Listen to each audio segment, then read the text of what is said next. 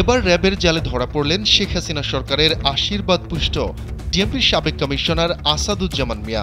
শেখ হাসিনার দেশ ত্যাগের পর থেকেই পালিয়ে বেড়াচ্ছিলেন তিনি। সবার চোখ ফাঁকি দিতে গাল ভর্তি দাঁড়িয়ে রেখেছিলেন একসময়ের প্রভাবশালী এই পুলিশ কর্মকর্তা। কিন্তু শেষ রক্ষা আর হলো না, ধরা পড়তে হলো র্যাবের জালে।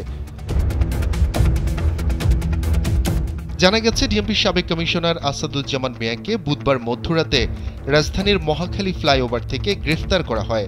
র্যাবের মুখপাত্র লেফটেন্যান্ট কর্নেল মুনিম ফেরদৌস এই তথ্য নিশ্চিত করেছেন। র্যাবের এই মুখপাত্র বলেন, র্যাব ৩-এর একটি দলের হাতে গ্রেফতার হন সাবেক এই পুলিশ কর্মকর্তা। তার বিরুদ্ধে এরই মধ্যে কয়েকটি মামলা করা হয়েছে। আসাদুজ্জামান মিয়া ঢাকা মহানগর পুলিশের ৩৩তম কমিশনার। Redmi 13 স্টাইল বানাই দুনিয়া কাঁপায়। তিনি জাতীয় নিরাপত্তা সংক্রান্ত সেলের প্রধান নির্বাহী হিসেবেও দায়িত্ব পালন করেছেন। জানা গেছে, খিলগাঁও থানা ছাত্রদলের সাবেক সাধারণ সম্পাদক নুরুজ্জামান জনি হত্যা মামলায় গ্রেফতার দেখানো হয় আসাদুজ্জামান মিয়াকে। র্যাব সদর দফতরের লিগ্যাল অ্যান্ড মিডিয়া উইংয়ের সিনিয়র সহকারী পরিচালক এএসপি আনম ইমরান খান বিষয়টি নিশ্চিত করেছেন। অভিযোগ, ২০১৫ সালে খিলগাঁও থানা ছাত্রদলের সাবেক সাধারণ সম্পাদক মোহাম্মদ নুরুজ্জামান জনিকে পুলিশ হেফাজতে ক্রস ফায়ারে হত্যা করা হয়।